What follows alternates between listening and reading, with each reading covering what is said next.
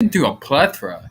Um, and you said that there were when you said the plethora of other bands. I believe that's when we cut out. You had said that you were actually naming off a couple of them. Yeah. One of them was a short-lived slam band called Repulsive Infestation. It was another issue of schedule-wise and my life in general, just shit wasn't working out. Right. But I did their first show with them and helped them offload the equipment off the stage over to their vehicles, clipped and lit a cigar, and pretty much quit the band. Brutal. Right on the spot. It's something I couldn't do, unfortunately, and it just wasn't in the cards. Well, that and also their priorities were completely opposite than mine. You know, at the time I was only 31, and the youngest guy was 17. Ooh, young blood. Oh yeah. I still talk to the guy John. He's a pretty awesome cat. He sobered up quite a bit, and he don't look the same. You basically, if a little kid's drawing him, instead of the stick figure, you draw a circle. Bloop, bloop. So after that, oh hell, I'm drawing a fucking blank and a half. That's okay. That's okay. You're good. Tell me about where are you? Hold on, one sec. Tell me about is it Ciribus? Ciribus? Yeah. Tell us about that one. That seemed to be like your pride and joy right there. Well, it was something to be proud of, yes. But wasn't the main thing that defined me by any means. A couple guys from LA moved up north to a town called Laytonville. That was about an hour north of me at the time. And when I met up with AJ in Austin and started working together, it was like within 3 weeks they were already throwing me out on the stage, playing shows. Nice. That band, we actually played my understanding, last and final Milwaukee Metal Fest. Got to rub shoulders with. That's got a reputation.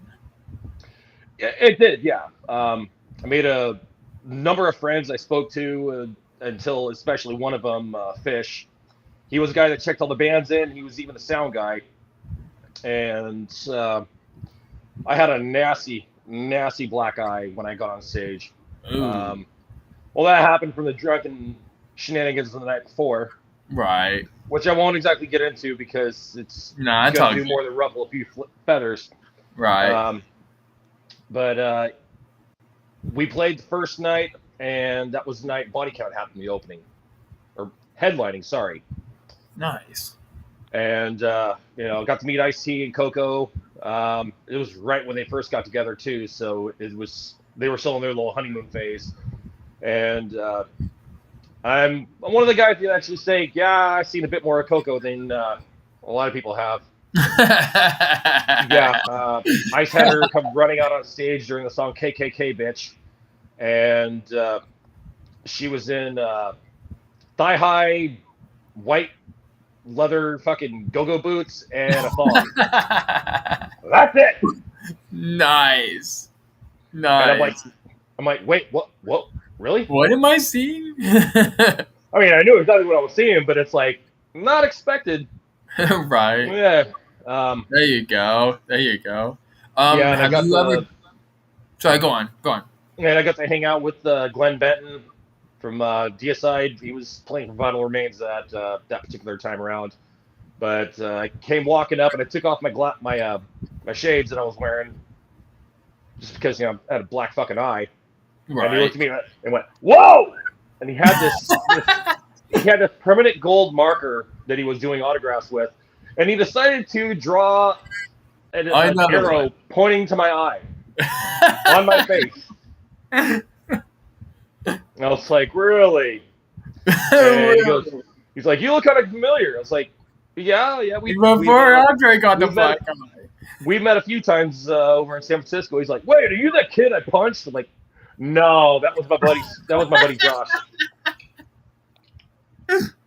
I was like, "Why the hell did you punch?" Yeah, I was like, "Why the hell did you hit him in the first place?" And he goes, "Well, shit, he flipped me off. In my neighborhood where I grew up, you flip people off, you get beat up." I'm like, "Okay, Okay, that works. I'll relay the message." It's like, "Yeah, I know, man." And then after that, it was just pictures and this, that. God, but it was a pretty amazing time, even though the van got broken into the night before, and they stole our roadie's bag with all of his clothes, and they ripped off. Man, there's a lot going on around about that. Like, there's a lot of band equipment just getting jacked into. Is it just band members that get jacked, or is it like it bothers me, man? Like, the story about the story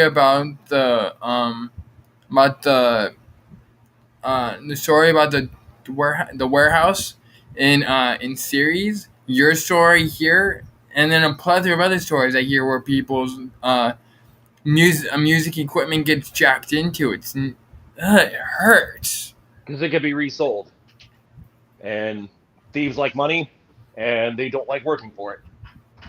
It's horrible, man. Oh yeah, I hear it and it just irks me. It's a sad state, but it's the type of shit that happens. So if there's any kind of security measure that somebody can take to secure their equipment, by all means. That's true. That's a public service announcement right there. Pretty much. So, have you ever played at Redwood Metal Fest? Nope, and it doesn't look like I'm going to. Okay. I thought that was one of them. I thought that was one of them that you mentioned. Oh no, I knew the promoter, and he actually he used to put the show on in my hometown. Yeah, but when I spoke with Brian about it, yeah, and when I spoke with Brian last, he did say that this is going to be the last one. So this last year. Brian Lewis, or a different Brian? Sticky Tips. Oh, okay. Yeah, I know of him. Yeah. Yeah. Oh, I've met the guy personally. Hey. Shout out to Brian Lewis. Oh yeah, solid dude. So tell me more about what your plans are now for upcoming. Do you plan on, with COVID in its ending middle phase, are you still practicing to go out there, or are you taking a break entirely? Well, just due to all the nonsense shenanigans and pandemonium out there in general, and a few neighbors, there's not currently any active practice, but I still fucking scream and belt my fucking voice out in the fucking car. Just it's one of my times of keeping up. That, and my daughter even actually came to me. He's like, "Can you teach me how to do that, Dad?" I was like, "Sure." Oh wow, that's a proud father moment right there. Yeah, if I can describe my daughter's voice, it's easily comparable to John Tardy from Obituary. Oh, nice. There it is. Yep.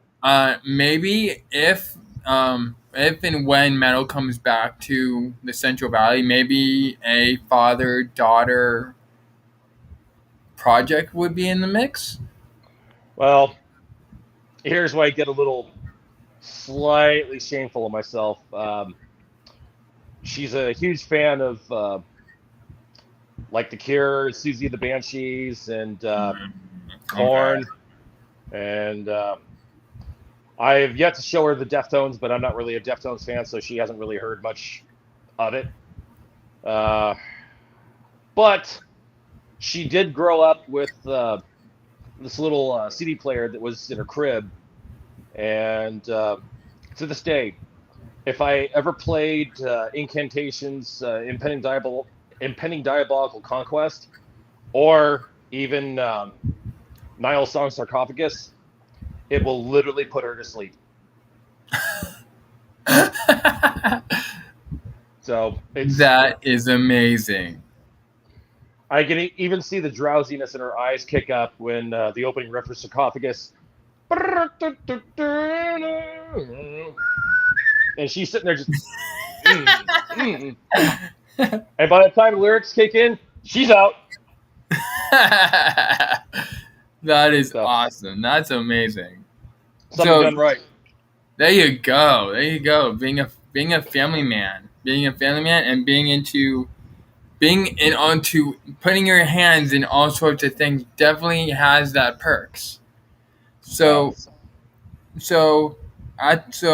now that the other place has taken a dive, no pun intended. If another venue were to come up in Modesto, would you play again? Well, quite possibly, yeah. Now here's a question though: would you play in ununoctium? Yeah. Okay. I can't say that we're done. Obviously, that's not something. Right. Not something you'd have to talk to the bandmates about.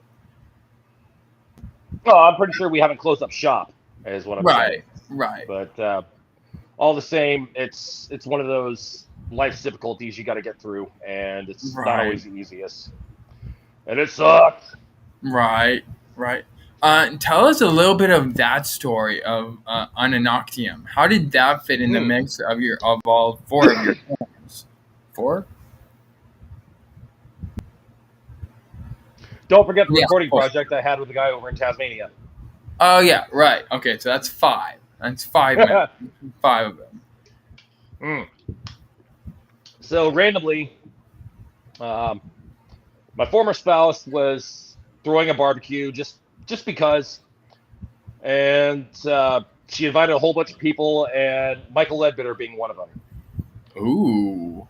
Michael doesn't normally go where he doesn't know anyone, especially in a town that he's not even close to. So he drove over an hour away, over to Brentwood, came to my house, pulled in, parked, and I walked up, and I just started blasting with questions just to see who he was.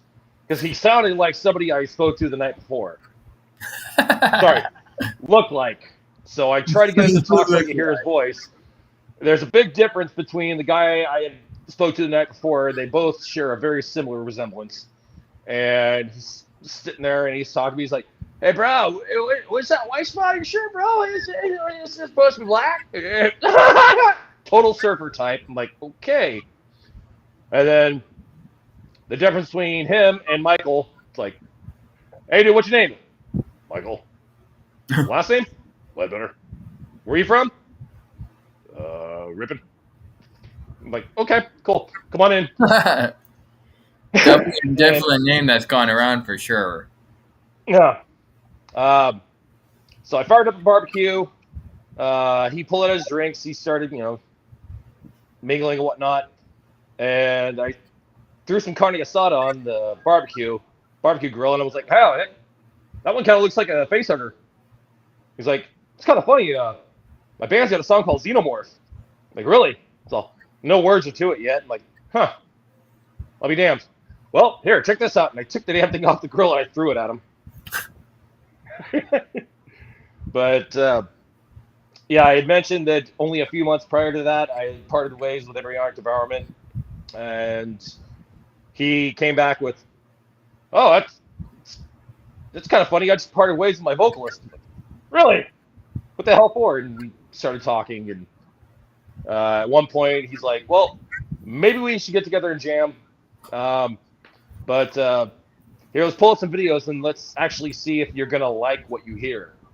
He's like, it's not one of those you come and try out to see if you can do it. He's like, obviously, we had listened to the stuff I had done, and he's like, obviously, you're capable of it, but the question is, are you gonna like what you hear?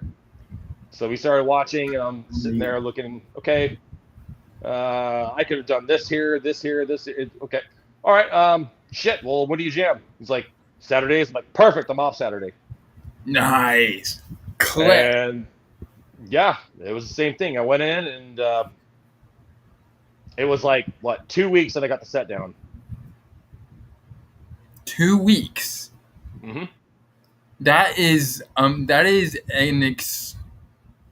2 weeks is nothing compared to the amount of practice that many are grilled for. 2 weeks is impressive. That's what I thought. So after that, it's just you meet up and you play, or was there specifics? Typically, we meet up and play, but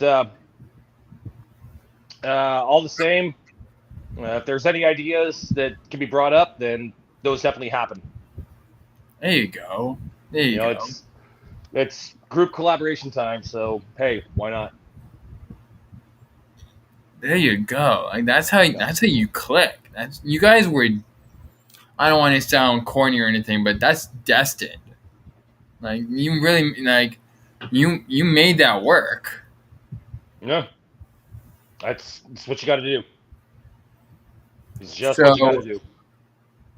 So for those in the local scene, could you label some of the members of Ununoctium? Label? Name. Sorry. Weird Oh, vernaculars. at this point, me, Michael.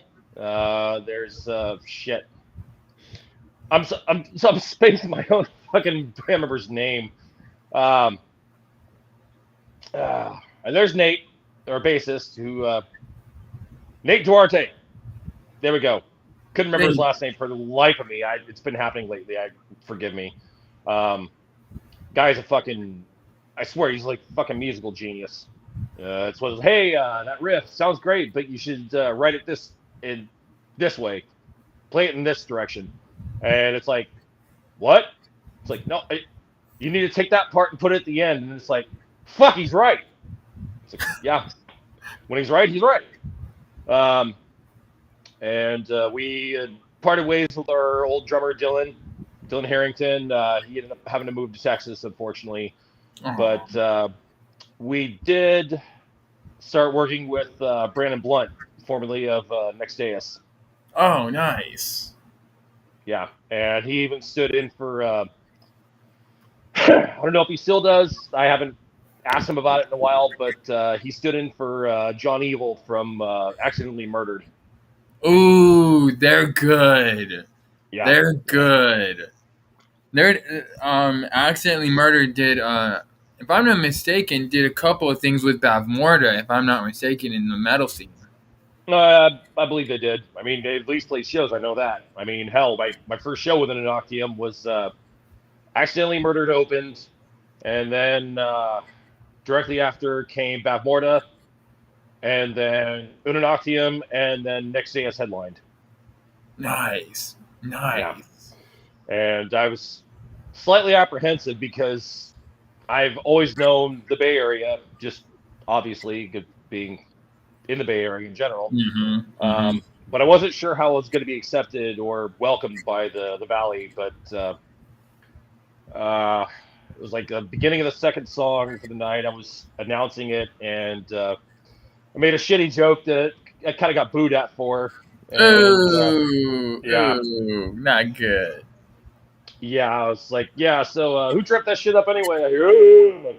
So this is my first time playing live with the boys, and the entire crowd just fucking applauded the hell out of me. I was like, oh, okay, good. Thanks for that, because if I'm being perfectly honest, I'm up here to shit and kittens. So if anybody wants a free kitten after the show, come talk to me. I'll see if I can pull one out of my pants. Nice.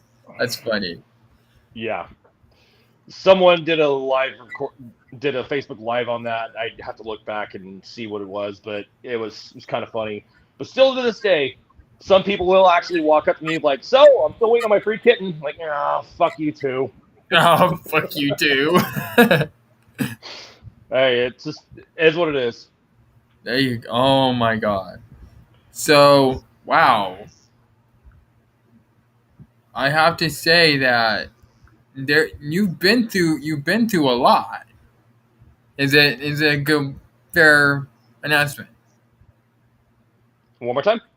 I said that's a good fair assessment that you've been through a lot. Yeah. Yeah. Um, so who are some of your heroes? Like who made who do you look up to as Johnny Helvete? Hmm. Well, there was the 20-year time frame I spent waiting. Actually, it was over 20 years I waited, but eventually I met the man, and it was funny as hell. When I did meet him, it was Jeff Becerra from Possessed. Oh wow. Yeah. Oh wow. I was about 7, and the guy my sister was dating, tape fell out of his jacket. The first one time he took it off, and just trying to be polite, I walked up and handed him the tape. I was like, "Oh, I'm sorry you dropped this." He goes, "Ah, you can keep it if you want, little man." And it happened to be the album Seven Churches. Oh, And bang. yeah, Bing bong. thankfully, Wow. yeah. And thankfully, I do get some memorabilia from Jeff here and there, and here's one of them. Oh, that's epic. Oh, that's cool. Yeah. That's a badass design. Yeah, well, it's not just that, but it's kind of a box set, so to speak. I gotcha. Oh, sick. There you go. All their tapes. Wow. And they're tapes, and which is the cool thing is tapes are rare. So to have them of Possess is impressive. And if you think I'm taking the plastic off any of those, you're out of your fucking mind. Oh yeah, no. You can listen to their music like on YouTube or like, but those don't move. I prefer it live. Right. Exactly. Yeah. But one thing I never imagined would actually happen did happen, and that was the very simple fact that to this day, Jeff Becerra actually calls me brother. There you go. And You've earned a seat at the table. When I first fucking met him, I could not talk. I just sat there with my drink in my hand, just. It was good, like 2-3 minutes, and Jeff's kind of chuckling it off. He's like, it's okay, take your time. And when I finally was able to speak and formulate words, all that came out was, I fucking love you! I want your autograph now! Oh, no, I didn't have to ask him because my former spouse had actually took a picture of he and I, and he's like, hey, do me a favor, send that to my email. And he fucking pulled out a piece of paper and wrote that shit down. And wrote his name down and signed his name. I was like, holy shit. And matter of fact, keep talking, but let me see if I can find something here. Okay, cool. So you told some of the stories of Ununoctium. You told some of the stories of Carney of Sorry about that. I want to make sure I got it right. Ciribus. Fuck, I can't say that.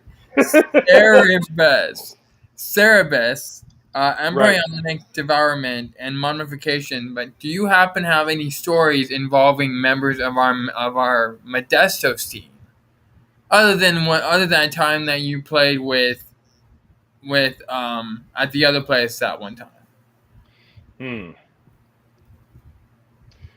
Not too many stories, but there was an evening where I ended up headbutting Michael a little too hard, and according to his mom, who was there to witness the whole thing, she said Mike kind of wobbled like Mortal Kombat. Finish him!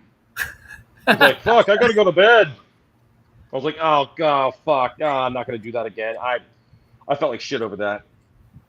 Oh hell. Well, unfortunately, not too much craziness has happened in my time with Ununoctium, but shit I'm never gonna forget or ever gonna take for granted for a single solitary second. There you go. That's a good ending point. I have to say. I mean, everything that you go through is like treasures, and like there's Hmm. usually people that say that memories will come and go, but materia will be forever. But I think it's the opposite. Memories are the treasures that we know we will never forget, and it just we scoop and we gather it all together and we just collect it in the back of our mind. And like the stories with your bands, the autographs, the meets that you have, it all accumulates to be like this. We all came from somewhere, and that's where it connects. I mean, it's beautiful. It's beautiful to say. Yeah, Um, and overall, who you are and where you came from is the one thing you, in my world, you just do not forget.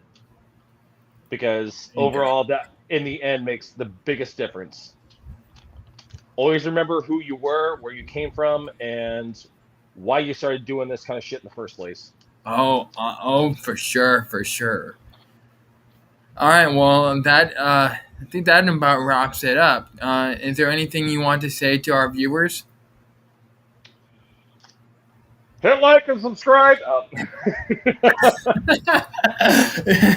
and Uh, hit like and subscribe to this.